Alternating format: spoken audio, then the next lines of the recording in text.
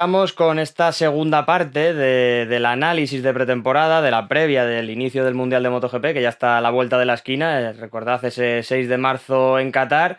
Y para esta segunda parte, pues tenemos ya la primera sorpresa preparada este año. Ya no vamos a ser solamente Juan Martínez y servidor los que estemos aquí dando la tabarra con nuestras charlas, con nuestros análisis, sino que también vamos a incorporar de vez en cuando pues a voces muy autorizadas en el paddock.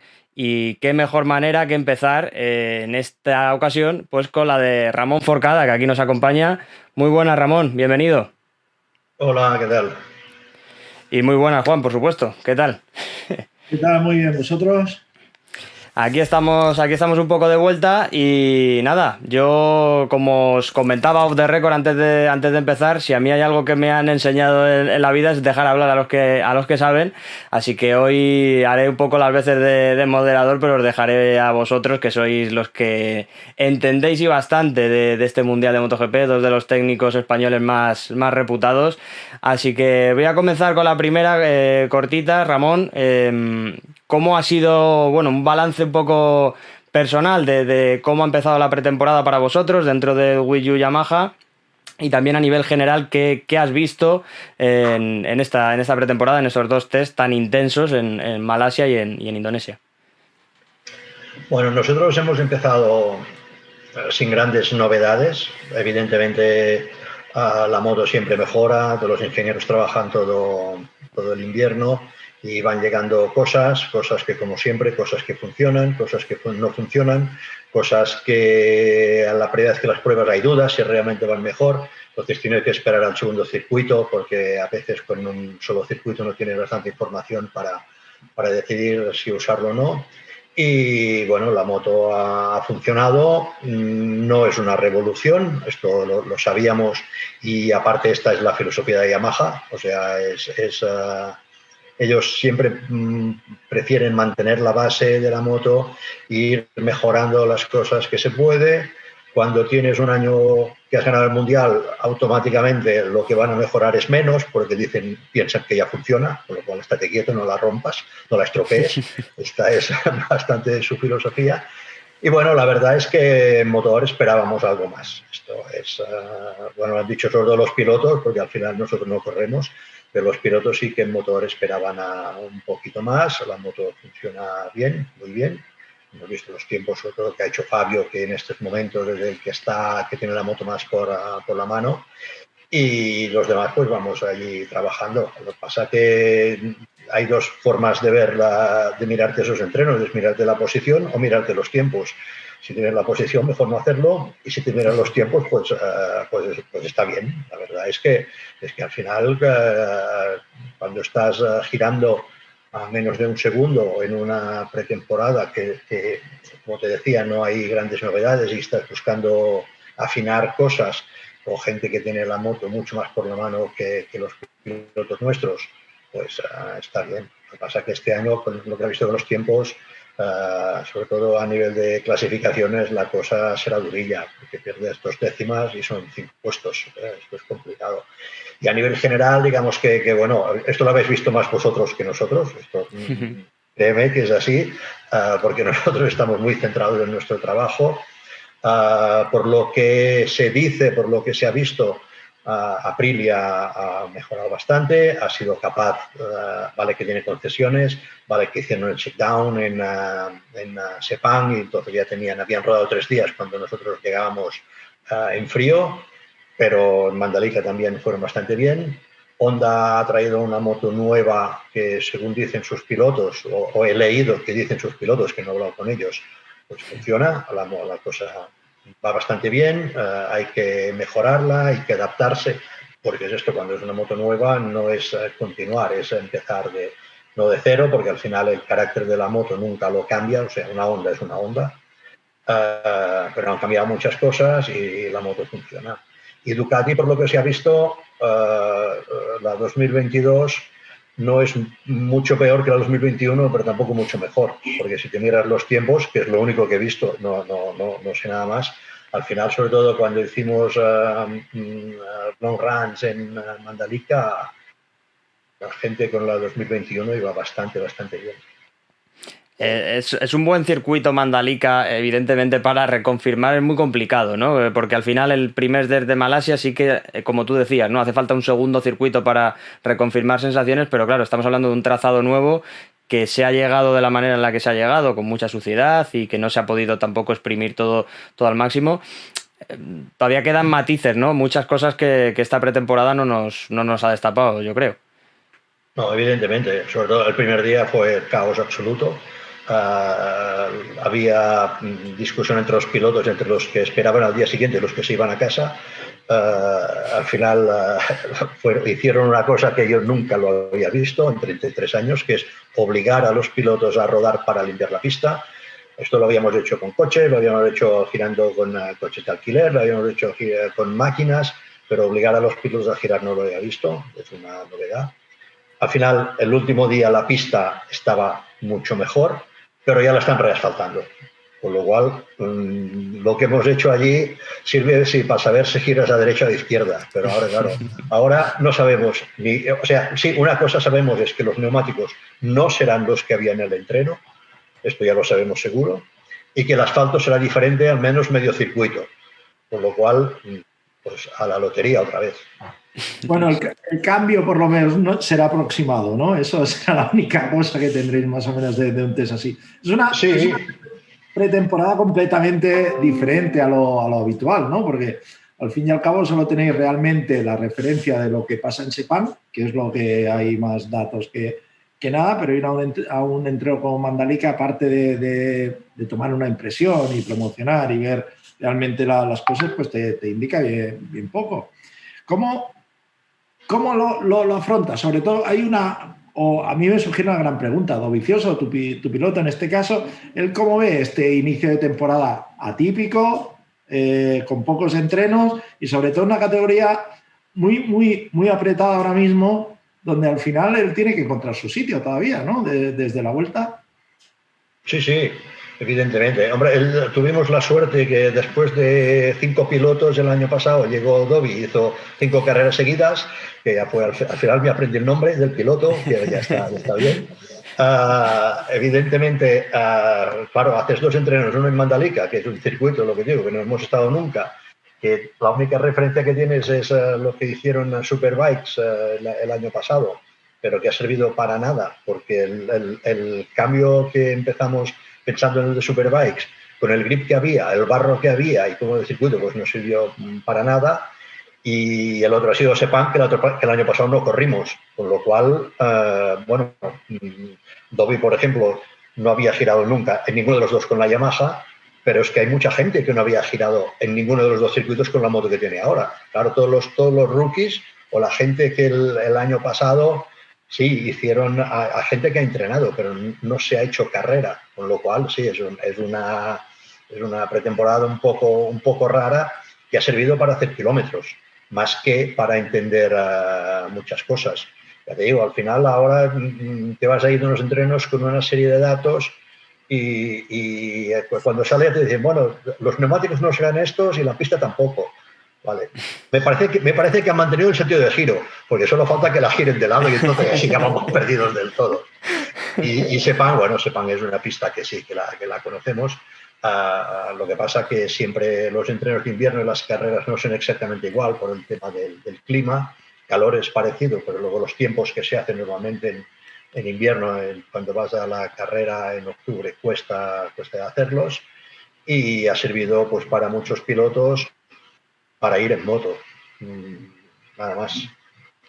Normalmente le preguntamos mucho a los pilotos cuando cambian de equipo o de fábrica cómo es su adaptación, pero no solemos preguntarle a un jefe técnico cómo es la adaptación al piloto. Y tú, Ramón, el año pasado, como comentabas hace un rato, tuviste bastantes pilotos por ese box. ¿Cómo está siendo también la adaptación a la forma de trabajar o al estilo de Andrea Dovizioso? ¿He tenido? Sí. No, digo que has tenido más pilotos en un año que en los últimos 15, ¿eh? Sí, lo sé. No, que los últimos 17. Cuidado. Sí, no, este año sí fue un poco un desastre, pero bueno.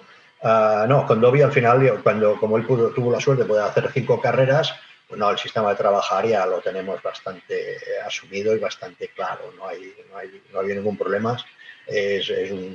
Al final es un piloto que tiene mucha experiencia, que ha estado con diferentes marcas, con diferentes equipos y con diferentes jefes de mecánicos, y al final la base es entenderte con él, es sobre todo entender nosotros lo que necesita el piloto, lo que quiere, lo que le gusta. Es un piloto muy meticuloso, muchísimo, trabaja mucho los detalles, muchísimo, sobre todo de ergonomía, de posición en la moto, de afinar, más que afinar las cosas, y ningún problema para trabajar con él. Hay muy buena comunicación dentro y fuera de la pista. Cuando estamos fuera, seguimos hablando y trabajando y pensando y viendo qué cosas se puede hacer. Pero bueno, al final es lo de siempre. La moto, cuando vienes de una moto tan diferente como la Ducati a la Yamaha, pues la idea o lo que cuesta más es dejar de conducir como la otra moto. Esto es lo que los pilotos sufren más. Porque al final tú has estado, no sé, 7 años o 6 años, no sé cuántos, en Ducati, y al final te acostumbras a pilotar una moto. Ahora llegas a una moto que tiene, aparte de la base, de la configuración básica del motor y de la moto, que es diferente, a nivel de detalles, a nivel de artilugios que estos de moda que tiene Ducati, pues es diferente. Entonces pues tiene que adaptarse, y lo que cuesta es esto, más que aprender a conducir la nueva, olvidar cómo conducías la antigua, y esto es un tema que tienen que pasar todos los pilotos, sobre todo cuando son motos tan diferentes. Yo supongo que un piloto que se fuese de Suzuki a Yamaha tendría menos problemas que uno que se va de Ducati a Yamaha, porque al final la configuración del motor es muy importante, o sea, marca mucho el carácter de la moto, el carácter de los movimientos, sobre todo de los balances de pesos y de las posiciones de la moto. La posición del motor marca mucho el tipo de motor. Entonces, claro, de una 4 en línea a una V4, además a un V4 radical como es Ducati, pues cambia y evidentemente él tiene que aprender a sacarle el máximo rendimiento a esta moto. Bueno, la otra dificultad añadida quizás es que le llega en un momento donde, con el paso de los años, ¿no? Quizás donde vas perdiendo algo de competitividad, quizás es en el paso por curva, la velocidad. Él mismo hacía referencia Dovizioso a cuánto agresivo es Quartararo a la hora de cambiar de dirección. Decía, es brutal el tiempo que consigue arrancar en ese tipo de circunstancias. Pues quizás es en el momento cuando te vas haciendo un poquito más mayor, que agradeces más tener un motor potente, ¿no?, en la recta y al final ser un pelín más conservador en medio. Pero bueno, al final estos son los bueyes, ¿no?, y con estos hay que arar, básicamente. Esperemos que Dovizioso en este caso pues sea capaz de adaptarse a esa nueva situación que le toca vivir. Sí, al final cuando llegas a una moto nueva y aparte una moto ganadora, una moto que ha ganado el Mundial, tienes una base. O sea que una cosa que tienes es que puedes entender, porque tienes los datos, puedes entender cómo hay que conducir esta moto para que vaya bien. Esto no es fácil. O sea, que lo sepas no significa que sea fácil hacerlo, pero por lo menos sí que entiendes bastante bien lo que no hay que hacer. Lo que pasa que sobre todo con el tema por mi experiencia, una diferencia, y supongo que tú, Juan, te has encontrado con esto también, una diferencia que hay con los pilotos de un piloto al otro, que les cuesta, es cómo usar el freno trasero. El freno trasero es una guerra, porque el freno tú cuando vas bien lo usas por instinto, no tienes que pensar. Entonces, cuando la forma que usabas el freno trasero en una moto no funciona igual para otra moto, tienes que olvidarte de tus sensaciones, y hasta que consigues que la nueva forma de usar el freno trasero sea natural, pues ahí sufres, porque en el momento que tú llegas a una curva, si el piloto tiene que pensar, o sea, que su instinto le dice, vale, ahora frenaría de atrás, y tiene que pensar, no puedes frenar, porque si frenas perderás, estás perdiendo otras cosas, porque estás pensando una cosa de más, una cosa que normalmente no hay que pensarla. Si tú tienes que pensar cómo usar el cambio, o tienes que pensar cómo usar los frenos, estás perdiendo, ahí estás mal.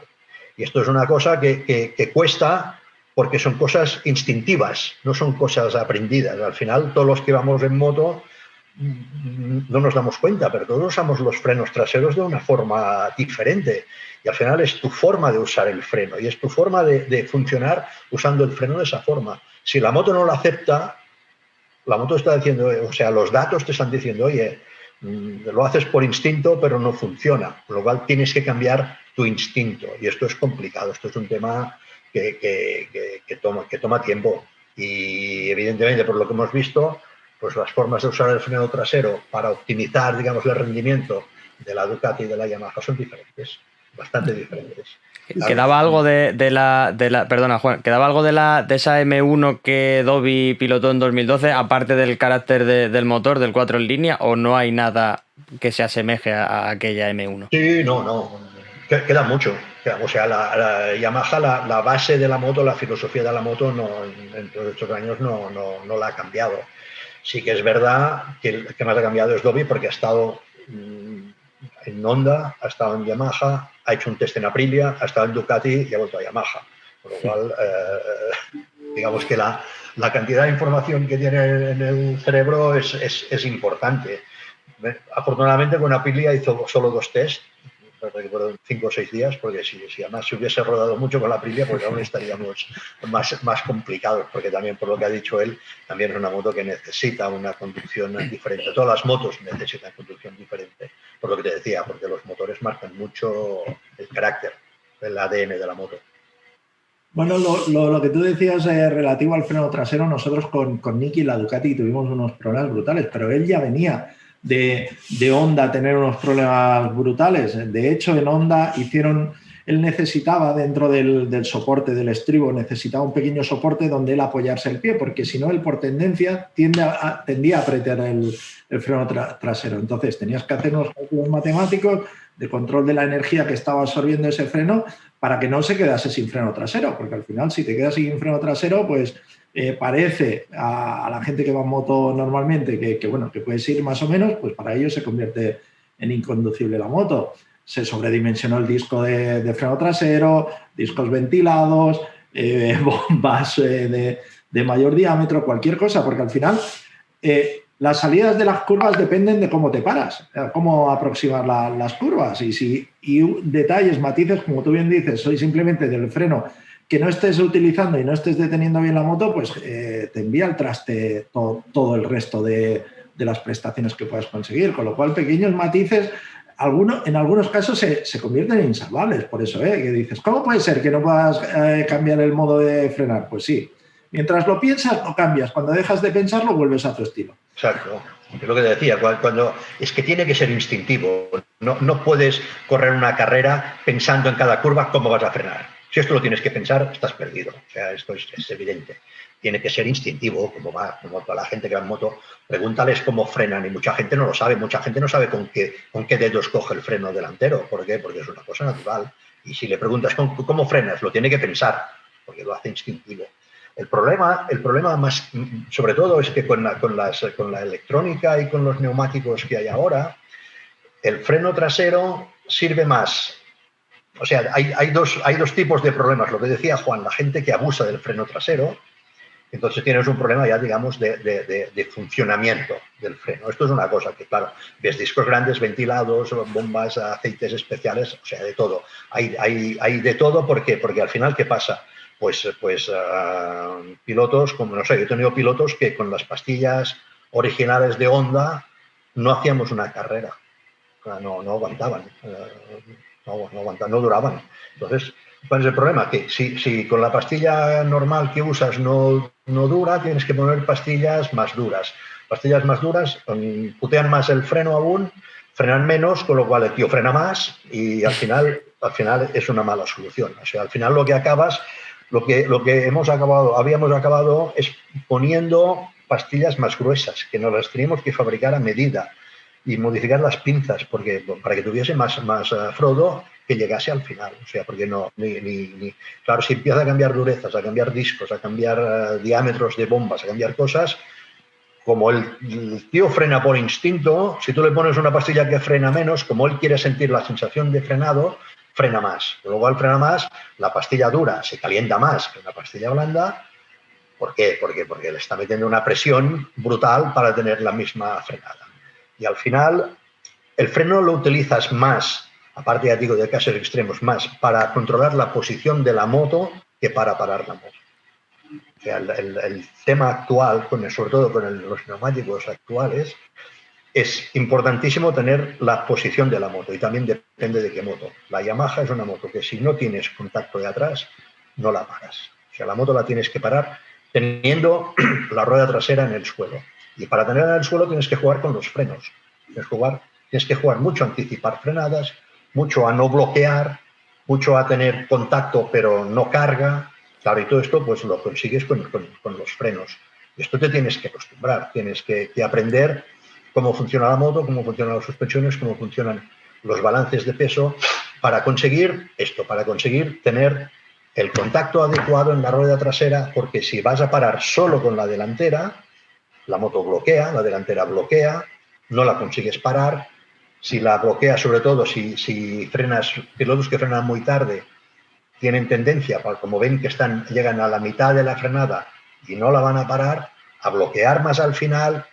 Y cuando lo que decía Juan, ¿y qué te pasa? Que tú cuando paras la moto no estás ni en el punto justo ni en la posición de la moto justa, con lo cual vas a perder en la salida, vas a perder a media curva, vas a perder en la salida. Tienes en el freno, en la frenada tienes tres cosas muy importantes, que es cuando acabas la frenada, haber parado la moto, empezando tarde a frenar, haber parado la moto, tenerla en el punto justo, no haberla parado 3 metros dentro de la curva, porque luego ya tienes que volver y girar. Tenerlo en el punto justo y tenerla encarada para hacer la curva. Porque si al final si la paras y cuando consigues pararla porque la estás moviendo mucho, la estás, digamos, estresando demasiado adelante, cuando en el momento que la consigues parar y estás en el punto justo, pero estás mirando a la salida al otro lado, no la vas a conseguir. Y esta es la forma de conseguir realmente los tiempos, que cuando tú llegues, el momento que tú puedas soltar frenos, tengas la moto en el ángulo, en la posición y en el punto exacto y con la velocidad exacta. Claro, y allí es que viene de antes, que viene de la frenada. Y, por ejemplo, ya te digo, la Honda, por lo que he visto, porque hace muchos años que no he trabajado en Honda, pero así como es que los pilotos Honda son capaces de parar la moto casi sin contacto de la rueda trasera, teniéndola levantada y la paran y entran, con la Yamaha no lo haces. Con la Yamaha, si no tienes contacto de atrás, no hay forma de entrar ni de tenerla en la posición justa. Y ahí es donde entra la técnica de los frenos, del balance de frenos de delantero y trasero y de la posición para llegar en el punto exacto de soltar frenos y hacer la curva, porque tienes que hacer paso por curva con la Yamaha, que tengas la moto en buena posición. Si ahí la tienes la moto destrozada, la moto moviéndose o entras demasiado dentro, pierdes el paso por curva. En ese sentido, una de las mayores virtudes del pilotaje de Quartararo que hemos visto es precisamente ese, ¿no? La frenada, aparte de los cambios de dirección que comentábamos. Sí que es verdad que a Fabio se le ve tiene una gran simbiosis, ¿no? Con la M1 también en frenada. El año pasado vimos alguna carrera en Austria que hizo apuradas de frenada espectaculares. En ese punto es quizá una de las claves, ¿no? del pilotaje de Fabio. Sí, pero es lo que decía, es más importante cómo acaba la frenada que frenar muy tarde. Tú puedes frenar muy tarde y ser el que frena más tarde y parar la moto más que nadie, pero si cuando estás en la curva no lo tienes en la posición correcta, no te ha servido para nada. Fabio lo que hace, lo que ha conseguido con entenderse perfecto con la moto, es esto, era apurar muchísimo, pero dejarla correr. O sea, la moto que tiene mucho motor y que tiene mucho grip, tú puedes jugar a stop and go. Puedes jugar a decir, vale, ya la freno muy tarde, la paro y cuando la tengo parada, ahora salgo. Con la Yamaha no. Si la paras tanto o la paras en mala posición que luego no tienes paso por curva, no tendrás salida. No tendrás suficiente salida y puedes llegar a coger a un tío en la frenada, pero nunca lo podrás pasar porque en la salida se te volverá a ir y en la siguiente frenada volverás a echarte encima si frenas muy bien, pero no llegarás a pasarlo. ¿Por qué? Porque en la salida se te irá y cuando tú frenas no estás justo detrás. Esto es una cosa que Fabio lo hace perfecto y que es una cosa que todos los demás pilotos, todos sin excepción, están intentando no copiar, sino ser capaces de hacerlo porque saben lo que hay que hacer. Lo que pasa, ya te digo, a veces parece que dices, hostia, si sabes lo que hay que hacer, hazlo. Bueno, no es tan fácil, porque, claro, una MotoGP cada vez se parece más, si te miras los manillares de una MotoGP, cada vez parece más un Fórmula 1, hay una cantidad de botones, palancas y palanquitas y cosas que antes eran para la salida y ahora ya son para cada curva, que no puedes distraerte pensando en otras cosas, porque luego se te olvida. Hemos visto que los pilotos se acostumbrarán, pero cuando empezaron con el whole shot, hemos visto a alguno olvidarse de desconectarlo, olvidarse de ponerlo, olvidarse cosas. ¿Por qué? Porque son cosas nuevas, son cosas a más a más. Y aparte, pues la salida es una cosa. Si luego tienes que usar otros sistemas durante la conducción, es importante que las cosas básicas sean instintivas, no tengas que pensarlas. ¿Qué opinas tú, perdona Juan, te dejo la próxima, ¿qué opinas a colación de esto, de como técnico old school, de todas estas innovaciones, este whole shot dinámico ya, que ya antes era, como decía, solo para la salida, ahora se utiliza en la salida de cada curva? No sé, ¿qué opinión te merece ver todos estos dispositivos ya funcionando en las MotoGP? Pues yo, si quieres que diga la verdad, yo lo he dicho siempre, yo soy de la vieja escuela y los reglamentos técnicos yo los haría de media página, los haría muy sencillos y haría que las motos fuesen motos, porque al final la aerodinámica está muy bien, pero es una pequeña trampa, porque al final lo que estás consiguiendo es que lo que no te dejan invertir en los motores lo tengas que invertir en aerodinámica. Al final siempre, o sea, lo que es caro de las motos es la ingeniería, no es la producción. Fabricar cualquier artilugio, fabricar un motor, fabricarlo no es caro.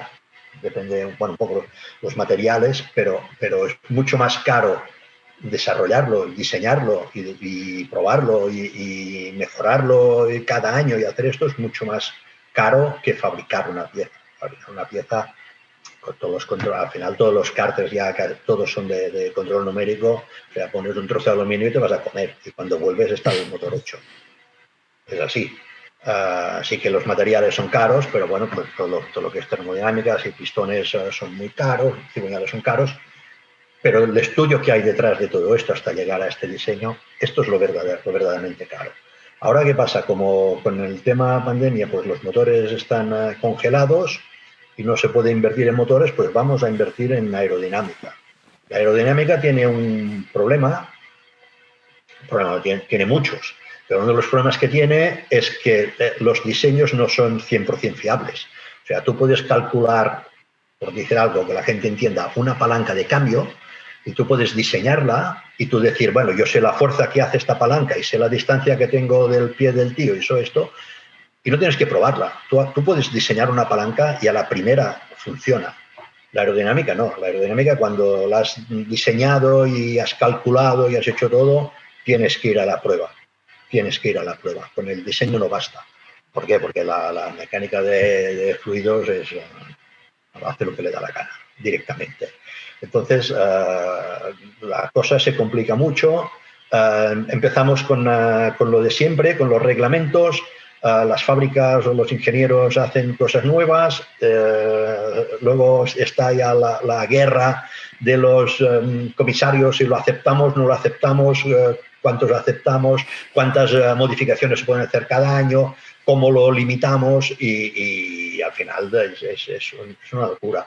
Para mí sería, a mí me gustaría que todo tipo de artilugios que no se usan en una moto de calle no se usasen en las motos de carreras. O sea, que usases mucha más tecnología, esto es evidente, pero que el funcionamiento de la moto fuese una moto normal, una moto pues, con muchas más prestaciones, pero con un freno delante, un freno detrás y unas suspensiones y que la posición de la moto pues la tuvieses que jugar tú, tuvieses que moverte, tuvieses que jugar con suspensiones y no con artilugios que te cambian la posición de la moto. Pero bueno, eso lo sabe Juan perfectamente. Una de las, no las guerras, el punto principal, digamos, de la puesta a punto de una moto es conseguir un balance de pesos y un transfer de pesos correcto, porque al final es como vas a hacer que los neumáticos te trabajen bien. Esto lo hacías con lo que tenías, pues jugabas con las suspensiones, jugabas con centros de gravedad, jugabas a mover motores hacia adelante, hacia atrás, incluso a mover piloto, a mover cosas que eran, digamos, muy artesanales, no artesanales, pero sí que tenías que buscar de la vida. Ahora sí dices, vale, quiero la moto baja adelante, pues ¿qué tenías que hacer? Pues si la querías baja en la curva, tenías que poner muelles blandos con más precarga, y si la querías baja en la frenada, jugar con los niveles de aceite y con las muelles y precargas, y ahora pues tocas una tecla cuando la quieres baja.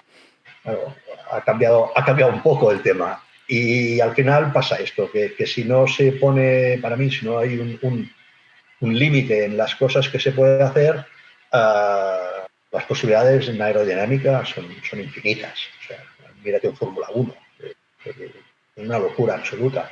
Si las motos van a acabar como un Fórmula 1 en tema de alerones y en tema de aerodinámica, pues se va a desvirtuar un poco la moto.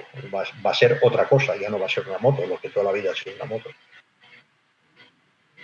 Y en esta guerra, obviamente, unos perfectos jugadores son Ducati. Al final es una cultura completamente diferente a lo que son los japoneses. Al final es completamente opuesto a lo que tú decías, ¿no? Yamaha, la cultura japonesa es más o menos, si esto funciona, pues tira hacia adelante, ¿no? Y ellos al final, pues los latinos estamos más acostumbrados a estar por fuera de la línea, ¿no?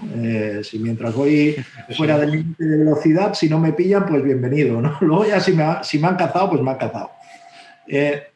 ¿Crees que esto en Yamaha ha hecho que en los últimos años pues parezca o haya generado esas dudas a nivel técnico? ¿Crees que el hecho de que la filosofía de la empresa sea otra pues ha hecho que pierda protagonismo? ¿O qué crees que es principalmente? ¿Las prestaciones de los pilotos? No, al final es un campeonato que, con la diferencia que hay de tiempos, lo primero que tienes que hacer es jugar con las mismas armas que los demás y mejorarlas si puedes. Pero no puedes jugar con armas o con menos armas, porque entonces te van a ganar. El problema es dónde está el límite de las nuevas armas. Esta es la gran discusión. Yamaha y Honda también, y todo, bueno, sobre todo los japoneses, les gusta optimizar sus cosas haciendo motos. O sea, Honda son capaces de hacer un motor completamente nuevo y que al primero ya funcione, porque son especialistas en fabricar motores realmente competitivos. Luego tendrán otros problemas que como se han encontrado los últimos años, que la moto es nerviosa, que la moto tiene problemas para girar, tiene problemas para entrar, tiene otra serie de problemas, pero hacer un motor que corra, esto son capaces. Pero esto es la filosofía de la moto, de hacer un motor que corra. Ellos tampoco han tenido que entrar, digamos, en la historia de los Star Device y de modificar alturas durante la conducción. ¿Por qué? Porque si al otro se lo dejan hacer y tú por filosofía no lo quieres hacer, pues no podrás luchar al final, aunque no sea tu filosofía, pero estás obligado a hacerlo. Lo que pasa es esto, es que lo decía Juan, Ducati en esto pues van por delante. Honda y Yamaha tienen una moto que es por ejemplo, muy sencilla de trabajar. Una moto que han pensado, que todo lo que han hecho está pensado, porque es una moto que se cae, que es una moto que hay que desmontarla muy a menudo, que hay que cambiar muchas cosas, y lo han hecho fácil, los dos. Suzuki y supongo que también, porque la filosofía al final que han hecho es muy parecida. Y en cambio Ducati, pues yo por lo que he hablado con gente que conozco que está en Ducati, esto no se han preocupado nunca. O sea, si los mecánicos tienen que trabajar hasta medianoche para cambiar un tornillo, pues que trabajen, no pasa nada. El problema, esto no pasa nada, el problema es cuando te caes, cuando tienes una caída. Depende, con una moto japonesa, normalmente, por grave que sea la caída, si tienes algunas partes preparadas, normalmente cambiar un chasis entero es 1 hora y 3/4, cambiar motores es 1 hora y 1/4, rehacer una moto entera nueva son 3 horas. Esto en Ducati no. En Ducati no funciona así. O sea, en Ducati pocas veces, por lo que me dicen, yo digo, yo no he trabajado, pero pocas veces tú puedes caerte en el FP1 y usar la moto en el FP2, porque no llegas. Claro, son filosofías diferentes. Entonces ellos lo que sí van es a buscar siempre el más mínimo detalle. Bueno, lo que empezaron usando el Star Device en las curvas, en las aceleraciones. Luego lo hicieron automático, que ya no el piloto tiene que decidir si va a actuar o no va a actuar, pero actúa solo. Están con el delantero también, con la versión 2 o versión 3 del delantero, y es una guerra, es un no parar. Y al final, sobre todo para las fábricas pequeñas como Yamaha, que en el fondo, o Aprilia, porque en el fondo el departamento de competición no es grande, o como Suzuki, pues al final vas a remolque siempre, porque cuando te enteras que han hecho algo nuevo, pues bueno, tú tienes que empezar a investigar cómo funciona, cómo lo hace y ver si realmente funciona. Si realmente funciona, el piloto te lo va a pedir. Esto es evidente. O sea, el piloto ya te pide cosas que no sabe seguro si funcionan, ya te las pide, cosas que funcionan te las pedirá seguro. Con lo cual, tú entras en una guerra de decir, a ver, si tengo un departamento de competición pequeño, pues tengo que decidir qué hago, a dónde voy. Si el motor, estoy unos pasos por atrás en motor, ¿qué tengo que hacer? ¿Abandonarlo para irme a hacer todos los artilugios que me controlan la posición de la moto? ¿O es más importante hacer un motor y realmente un motor que funcione? Claro, ¿qué pasa? Que Ducati ya tiene el motor que funciona. Honda es muy grande y este año pues han hecho un motor que funciona, han hecho un chasis nuevo. La moto, por lo que se ha visto, va muy bien. Se ha visto una cosa que al final es, supongo que lo habéis visto vosotros, es que se caen menos de lo que se caían. Y esto es una señal de cómo funciona la moto. Es el mejor indicador, porque al final los tiempos tú puedes ir a matarte y hacer un tiempo. Si para hacer un tiempo tienes que caerte 5 veces, pues vas mal. Pero si consigues hacer los tiempos sin caerte, es que la moto funciona. Y se están cayendo poco, esta es la verdad. Entonces, para mí, evidentemente, hay que esperar la primera carrera, porque los entrenos, sobre todo lo que hablábamos, la pretemporada de este año ha sido lo más atípica del mundo, con Marc Márquez, que no estaba en perfectas condiciones, con pilotos como Morbidelli, que se han operado, bueno, que superó el año pasado y que no está al 100%, está bien, pero no está al 100%, con pilotos que vienen de otras marcas, pilotos que vienen de otras categorías, pilotos que han cambiado de una moto, que han cambiado solo de año, o pilotos que no, y resulta que los que se han mantenido con la moto del año pasado han ido mejor que los que han tenido la moto nueva, con lo cual ahora seguro que ahora es, bueno, seguro, es esto cómo funciona. Ahora en todas las fábricas, absolutamente todas, ahora están reconstruyendo el puzzle. Ahora están haciendo la moto para la primera carrera y es de los datos del año pasado, de los datos de diferentes pilotos, de los datos de Sepang, de los datos del test de Jerez del año pasado, que fueron cosas nuevas, de los datos de Mandalika, que hay que ponerlos ahí entre algodones para no confundirte mucho, y ahora es hacer el puzzle. Y cuando lleguemos a Qatar, será cuando se verá realmente lo que ha hecho cada uno, o de todo lo que ha probado cada uno en los test de invierno, que se puede aprovechar y que no, o que se puede aprovechar para empezar. Realmente todo se puede aprovechar, pero igual no está lo bastante desarrollado para empezar con esto. Entonces tienes que empezar con lo que sabes que funciona, porque claro, si te dices, bueno, yo me voy a dedicar a poner a punto este sistema, no, esto ya lo he tenido que hacer antes.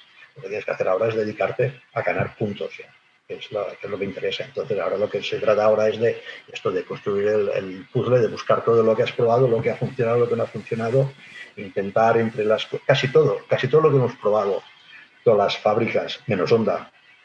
No, Honda también lo probaron ya en Jerez, con lo cual realmente son 3 circuitos que hemos probado, aunque el test de Jerez no eran versiones definitivas, pero sí que has probado piezas, ya has probado cosas, con lo cual ahora les toca esto, a los ingenieros analizar realmente de todo lo que se ha probado qué funciona, qué es lo que funciona y qué es lo que prefiere el piloto, que también es importante, porque al final cuando ya entras en el punto de decir, vale, técnicamente, pues mira, pues lo que funciona es este basculante, con esta bieleta, con este freno, con este Star Device, con todo esto, y no es lo que le gusta al piloto, ya tienes otro problema.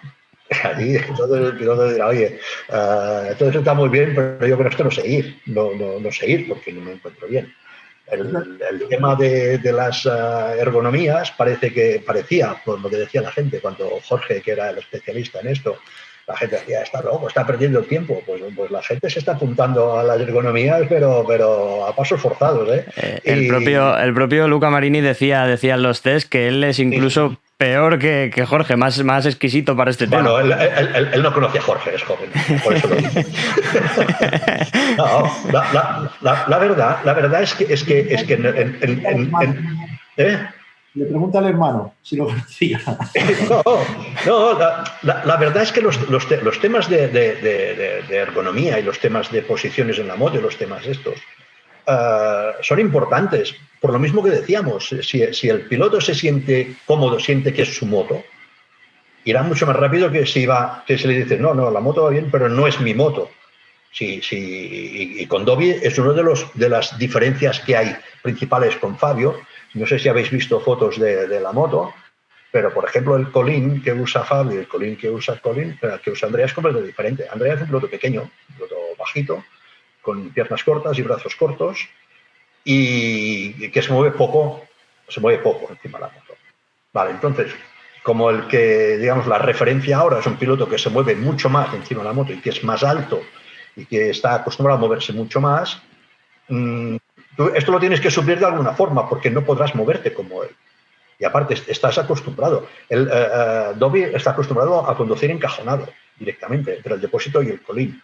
Es de los pocos pilotos que hay ahora que funciona así. Pero claro, entonces, ¿qué pasa? Pues que tú tienes un problema, lo que hablábamos antes de los pesos y de las frenadas y todo esto. Tienes una variable que tú la tienes o la tienes menos, que es el centro de gravedad con el movimiento del piloto. Si el piloto tú lo tienes fijo, que a los lados se te desplaza menos y hacia adelante y hacia atrás se te desplaza menos, significa que todo lo que no hace el piloto lo tiene que hacer la moto, porque al final el centro de gravedad del conjunto tiene que estar en el mismo sitio si vas a la misma velocidad. O sea, esto es así. ¿Qué pasa? Si tienes un piloto que no se puede descolgar, tiene que inclinar más la moto.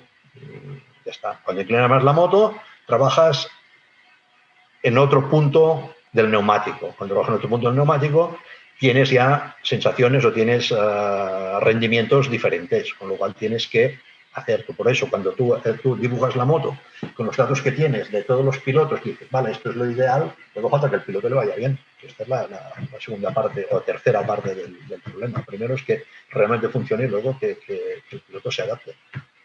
Bueno, y ahora todavía coge más protagonismo la ergonomía, porque el hecho de que se haya aumentado la carga aerodinámica en las motos convierte las motos en mucho más físicas, con lo cual es mucho más importante a lo que tú haces referencia, Ramón, que el piloto sea capaz de compensar con sus propias acciones y colocando el cuerpo de una manera u otra para poder convertir esa moto en un vehículo con que alcance las prestaciones requeridas. Por ejemplo, en Ducati, cuando se hizo la transición al chasis del Tavox, uno de los problemas que había con esa moto era que el motor estaba concebido para no tener un chasis perimetral. ¿Qué hicieron? Hicieron una cosa en medio, ¿no? Al final, por las prisas, se montó un chasis en torno a un motor que ya de por sí era muy ancho.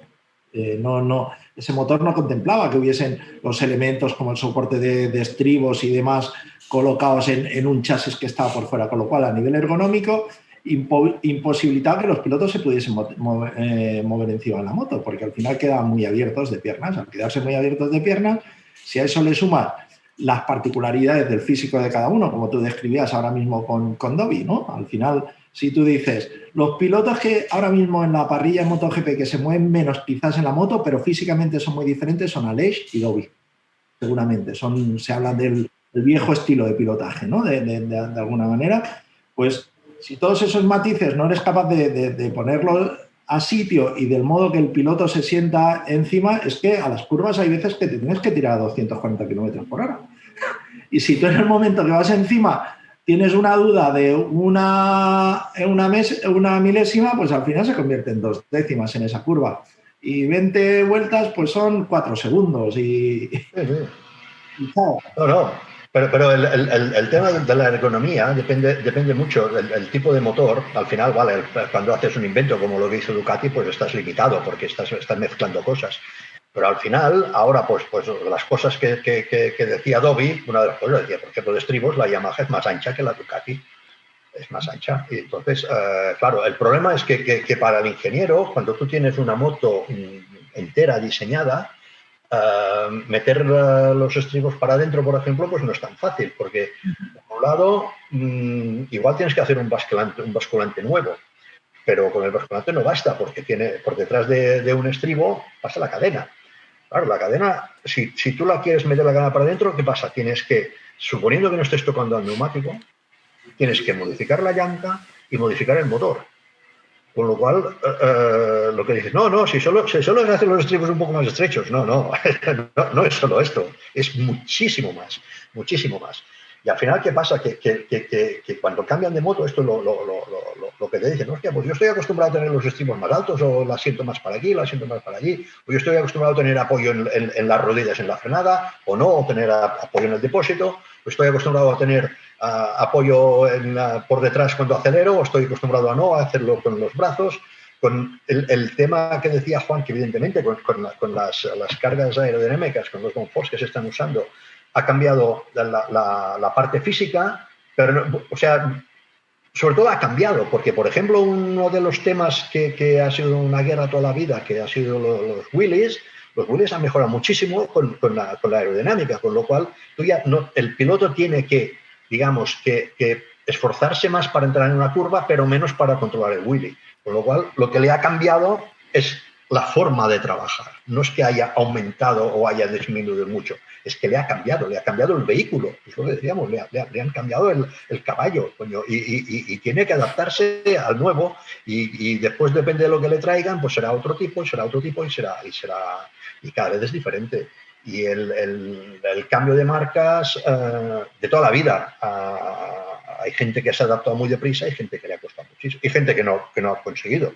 Y casos tenemos, aparte del archiconocido de Valentino cuando se fue a Ducati, cuando en Pons fichamos a Troy Bayliss, venía de ganar carreras con Ducati, pero es que intentó conducir la Honda como la Ducati y era imposible, Y yo decía, es que es imposible, pero es que él conducía la Ducati en esa época, no había simples, pero él el embrague no lo usaba. Exacto. El embrague era uno de sus... Sí, claro, pero es que intentó hacerlo con la Honda, y la Honda no, era imposible.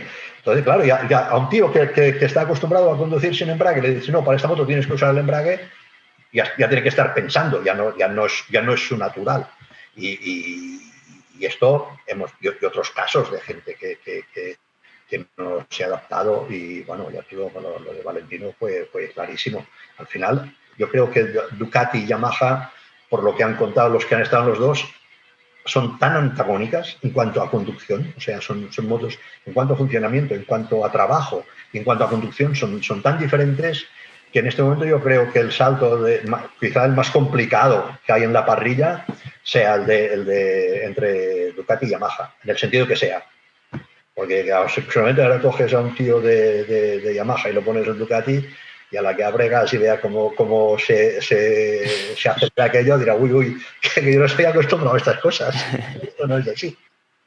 Y una cosa, Ramón, a ver, tú ahí al final has manejado los datos ahí en los últimos tiempos de gente que han conseguido ir realmente, bueno, Jorge es indiscutible, consiguiendo todos los campeonatos que consiguió. Maverick, a mí el inicio de Maverick en Yamaha era realmente prometedor. Aparte, hace una cosa muy diferente al resto. Yo creo que es el único, cuando las primeras carreras, que desde fuera, eso lo sabes tú con los datos, era el único que conseguía hacer menos velocidad en el paso de curva, pero al final aprovechaba las virtudes de la Yamaha y acababa pues ganó 3 de las 5 primeras carreras o algo así, si no recuerdo mal. Luego has tenido a Morbidelli y has visto los datos de Quartararo. Cuando consiguen ir rápido, tú ves cosas comunes en ellos, en los datos, o se parecen ya en algo. Sí, para ir rápido, la moto no tiene muchas formas de ir rápido. ¿Por qué? Porque tiene una serie de puntos positivos muy, muy marcados, digamos, y tiene una serie de puntos negativos también muy marcados, con lo cual es difícil hacer balance entre una cosa y la otra. O sea, el Maverick, que lo que decías tú, era quizás el que, usando más stop and go, conseguía salir bien, pero no salía bien como las Ducati. O sea, pero todos los demás es una moto que, si tú tienes que aprovechar la salida de curva por motor, vas mal, porque tiene dos problemas. Uno es la suavidad del motor, que está pensada para que no destruyas el neumático, para que funcione muy bien. Es como está funcionando esta moto con este tipo de chasis y el balance de pesos que tiene y el motor que tiene y los neumáticos que tenemos, es como está funcionando. Pero si tú le coges un motor más agresivo directamente y lo pones en el mismo chasis, te vas a cargar los neumáticos directamente, te los vas a cargar. ¿Por qué? Porque toda la moto en general está hecha para usar ese tipo de motor. Entonces, ¿qué pasa? Que tú cuando quieres usar cosas, por ejemplo, la aceleración bruta que puede hacer con un Ducati o con una Honda, Yamaha no está pensada para hacerlo. Y como no está pensada ni diseñada para hacerlo, vas a crear un conflicto entre la moto y el neumático trasero que será insoluble, porque no podrás. Porque al final, la moto está pensada para que derrapes lo menos posible y aproveches la tracción que tienes sin derrapar. ¿Por qué? Porque está pensada así, porque tiene un balance de pesos que funciona así. Si tú quieres hacer la moto, hacerla funcionar, decir, vale, me paro y ahora acelero muy fuerte, aunque no estés cargando mucho el neumático, porque la levantes mucho, porque estás con velocidad más baja, luego te faltará el motor. No podrás acelerar bastante porque te faltará el motor. Y siempre tendrás algo negativo que es muy grande, si quieres salirte de la filosofía de la moto. Por eso, al final, todos los que van rápidos, al final, Quartararo, lo que hace es que es un tío que visualmente frena mucho más fuerte que Jorge. Pero si ves datos, no es tan diferente. Lo que pasa es que es lo importante que decíamos antes, que es el punto que llegas tú con la moto, con la velocidad exacta y la posición exacta y el punto exacto para hacer el paso por curva, ahí llegaban iguales. Y aprovechan los dos, lo bueno de esta moto, que era el paso por curva. Jorge era mucho más, digamos, fluido, era menos agresivo con la moto, pero el punto crítico, el punto de decir, vale, ahora voy a abrir gas. ¿Cómo tengo la moto? ¿Cómo estoy inclinado? ¿Cómo estoy de posición? ¿En qué punto estoy? ¿En qué punto de la curva estoy? Ahí llegaban prácticamente igual, que es la forma de aprovechar esta moto.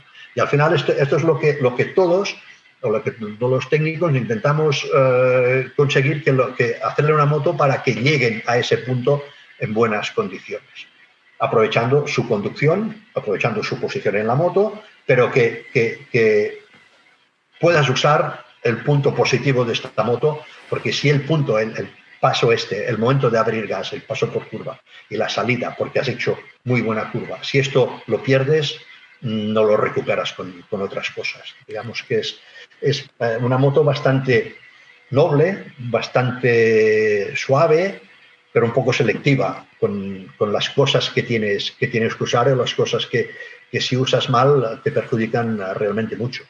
Se habla mucho de ese debate, ¿no? De cuál es la moto más equilibrada de la parrilla o la mejor moto de la parrilla, pero creo que es un baremo muy, muy difícil de poner, ¿no? Y al final hay muchos pilotos que probablemente Fabio Quartararo no sé si sabría sacarle o le sacaría el partido que le saca la Yamaha, se lo sacaría a la Honda, no lo sabemos, ¿no? Pero por ejemplo hay motos que se adaptan muy bien al estilo y pilotos que se adaptan muy bien a lo que le pide la moto, ¿no? Al final, más que esa moto perfecta o la mejor moto, la más equilibrada, es el equilibrio piloto-moto, ¿no? De lo que le pide el pilotaje y lo que le da a esa moto. Evidentemente. O sea, al final, de las marcas que hay en el paddock, menos Aprilia, que es nueva, todos los demás han ganado mundiales.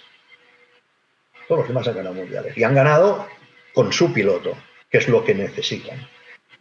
Hemos visto clarísimamente, por ejemplo, en Honda que ahora ha hecho una moto nueva, pero que hasta ahora era la moto o el conjunto, digamos, la Honda más Mark, el conjunto que estaba más fuerte, pero cuando no ha estado Mark, la moto no ha ganado. O sea, que necesitas del piloto y dices, no, si la moto es la más equilibrada o es la mejor en manos de Mark, pero no es la mejor moto. La mejor moto no existe. Para mí esto no existe, porque necesitas del piloto.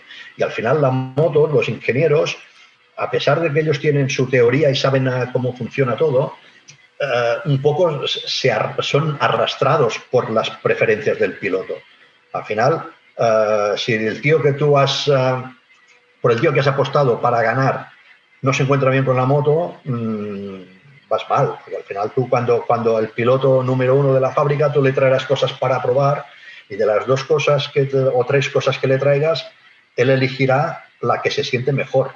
Que igual, esto a veces pasa, que luego tú miras cálculos y dices, hostia, si esto es igual, sí, pero el tío no lo nota igual y va mejor con el que nota mejor. O igual incluso cosas que dicen, no, pero si mirando solo técnicamente, técnica pura, solo números, esto es mejor que esto. Ya, pero luego no funciona porque la moto se mueve, la moto es dinámica y allí tienes 1000 cosas y tienes el tío encima que tiene que encontrarse bien. Y esto es importantísimo. Al final, pocas marcas hay o ninguna que tenga los 2 pilotos ganando carreras o ganando mundiales o acabando primero y segundo. ¿Cuánto hace que una marca, sí, desde tiempos de Jorge y Valentino me parece que una marca no acaba primero y segundo? ¿Por qué? Porque influye el piloto, porque la moto es capaz de ganar con un piloto y con la otra no. Es así. Para mí la moto más equilibrada, ¿qué significa la moto más equilibrada? O sea, de las motos de la parrilla del año pasado, ¿cuál era la más equilibrada? No lo sé. Supongo por número sería la Yamaha porque la que ha ganado, pero no era la mejor en nada. Bueno, sí, es la mejor en paso por curva, pero hay muchas cosas. ¿Qué pasa? Que la Yamaha sin Quartararo ahora tampoco gana. Hay muchos campeonatos que no dan ningún punto, ¿eh? Hay muchos campeonatos que no te dan ningún punto. La moto ya. La moto más... O sea, al final son todo opiniones subjetivas que cada uno en función de cómo quiere enfocar el discurso, pues acaba colgando un cartelito a una cosa u otra, básicamente.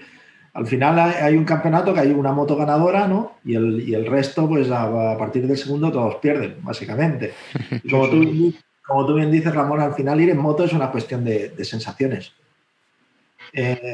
Numéricamente tú puedes, evidentemente te tienes que llevar toda la parte o todo lo que son las sensaciones subjetivas del piloto, tienes que intentar traducirla a cosas objetivas. Nosotros, para hacer la puesta a punto, nos tenemos que basar en cosas objetivas, no subjetivas de percepción del piloto, de cómo se levanta hoy o cómo siente las cosas. Pero eso es inevitable y por mucho que quieras reproducir en algunas situaciones exactamente los mismos números, pues las prestaciones no sé. Afortunadamente es así, porque eso es lo que permite que todavía esto esté un poquito fuera del cálculo matemático de decir hoy hacemos tercero o hacemos quintos. No. Totalmente. O sea, al final la ingeniería es una ciencia muy exacta y lo que hay que hacer, lo que funciona, es la ingeniería aplicada, la ingeniería absoluta.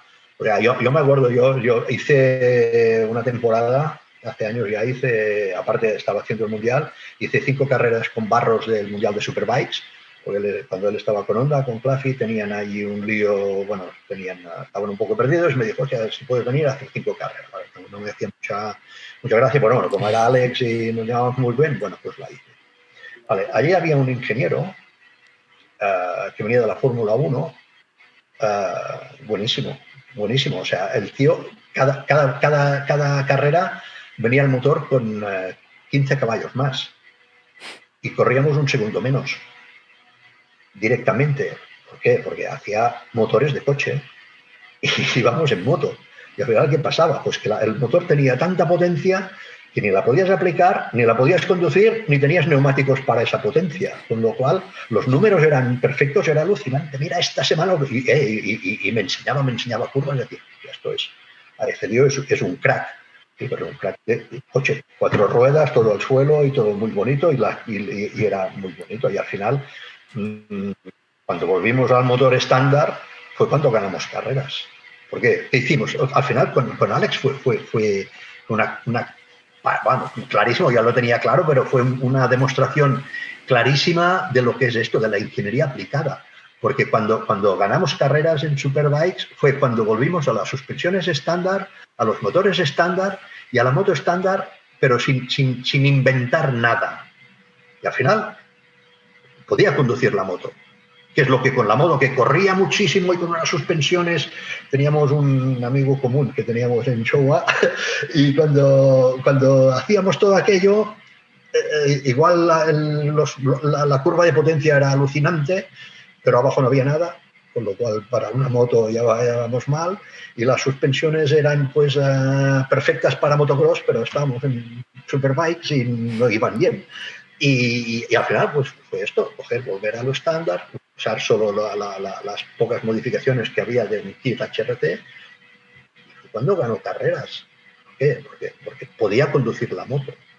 Solo por esto, no porque la moto corriese más, no, la moto corría menos, pero podía aprovechar la potencia que tenía, que antes la moto tenía tanta potencia que no aprovechábamos ni la mitad.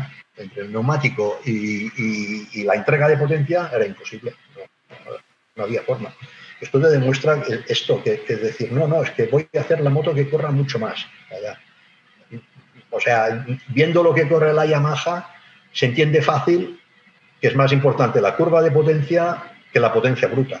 O sea, esto es evidente. Al final tú puedes hacer un motor que corra muchísimo, y si tiene potencia entre 17 y 19 solo, vendrá otro que tendrá la mitad de potencia, pero la tendrá entre 9 y 19, y en todas las curvas lentas tú estarás ahí con una pelea terrible entre el chasis, el piloto, el neumático, y el otro estará acelerando como si fuese a comprar el pan, y se te irá. Y así.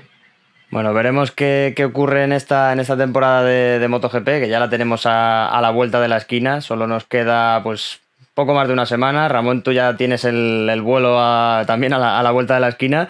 Y nada, daros las gracias a los dos por esta masterclass que nos habéis dado. A toda la gente de Motorbike Magazine, a toda la gente que nos podrá ver. Ramón, desearte, como no, toda la suerte en esta temporada, 33ª, ¿no? Si no me equivoco, o en el Mundial. Me parece que sí, pero es que ya, sí, más de 30 seguro. ¿No? Sí, creo que 33 o 34. Porque, bueno, es que empezó una temporada a medias. Empecé media temporada, cosa que ahora tampoco se hace. antes funcionaba muy diferente. Sí, pero sí, creo que esta va a ser la que hace 34, creo.